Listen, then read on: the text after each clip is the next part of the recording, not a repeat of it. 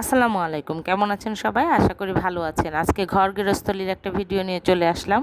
তো এই যে দেখেন, প্রতিদিনের ধুলা ময়লা জমে আমাদের ফার্নিচারগুলো যেরকম হয়ে যায়, আর আমরা যখন শুকনো কাপড় দিয়ে এগুলো মুছি, তারপরে কিন্তু এই কাপড়ের যে অংশগুলো থাকে সেখানে কিন্তু সেই ময়লাগুলো খুব বেশি পরিষ্কার হয় না।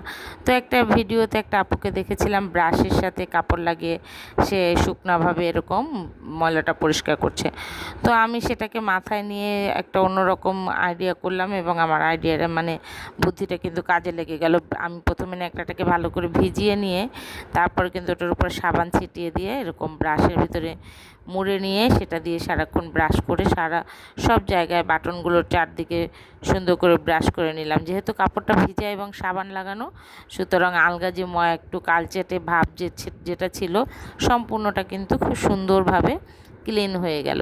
এই যে বাটনের অংশগুলোর ভেতরে একটা কেমন কালচে কালচে ভাব থাকে, সেটা কিন্তু সম্পূর্ণ পরিষ্কার হয়ে গেল।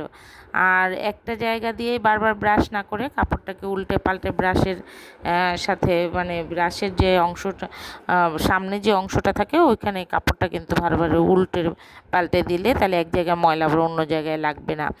তারপরে এই যে দেখেন, সবগুলো ঘষে ঘষে ঘষে ঘষে সুন্দর করে পরিষ্কার হয়ে গেল।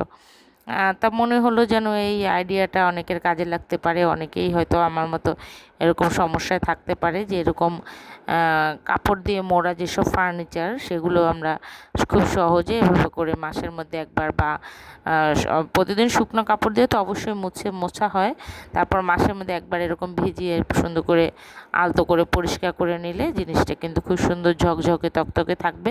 তখন আর এটা ডিস্টার্ব মনে হবে না। এই যে দেখেন, আমার কত সুন্দর হয়ে গেল ফার্নিচারটা, একেবারে মনে হচ্ছে নতুন। তো এটা কিন্তু ব্রাশ করার পরে কাপড়টাকে ভিজিয়ে আবার উপরে যেন সাবান লেগে না থাকে, সেজন্য ভালো করে আবার একটু ঘষে নিতে হবে যেন সাবানের কোনো অংশ বা গন্ধ এখানে লেগে না থাকে। তো সুন্দর হয়ে গেল আমার ঝকঝকে তকতকে। আশা করি আপনাদের উপকারে আসবে, এবং আজ এই পর্যন্ত। ভালো থাকবেন সবাই। আল্লাহ হাফেজ।